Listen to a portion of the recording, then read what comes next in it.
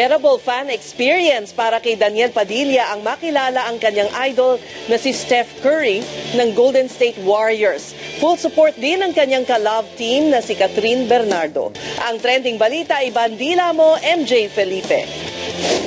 I feel good. I really feel good. Thank you. Ito ang naramdaman ni Daniel Padilla matapos niyang makilala ang kanyang idol noong Sabado.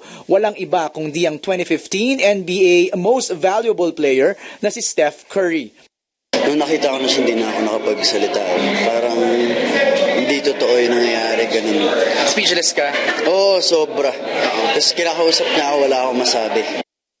Bilang pasasalamat ni Curry sa suporta ni Daniel, niregaluhan niya ito at may ginawa pa silang video. May ginawa kaming video eh. Okay. Tapos hindi ko naiintindihan kasi nga, di ba nagpapanik ako kasi nga si Steph yung kinakausap ako eh. Pero may ginawa kaming video, tapos yun. Tapos binigyan niya ako ng sapatos. Unforgettable experience ito para kay DJ, kaya mas inspired siyang suklian ang pagmamahal ng milyong-milyong fans nila ni Catherine. Full support naman ng Teen Queen sa fanboy experience ng kapartner. Tuwan-tuwa nakita natin yung mga pictures ko sa namin ni Steph. Proud naman siya sa akin. Star Magic Ball naman ang pagtutuunan ng Katniel ngayong weekend. Excited na ang dalawa sa kanilang date sa taunang star-studded event. Si Michael Cinco ang magdidisenyo ng gown ni Catherine at si Joey Samson naman ang gagawa ng suit ni Daniel.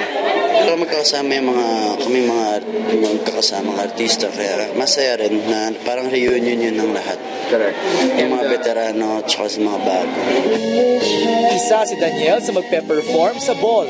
Kaya naman todo ensayo na ang Teen King sa kanyang spot number kasama ang ABS-CBN Philharmonic Orchestra. MJ Felipe, ABS-CBN News. Susunod na Aerosmith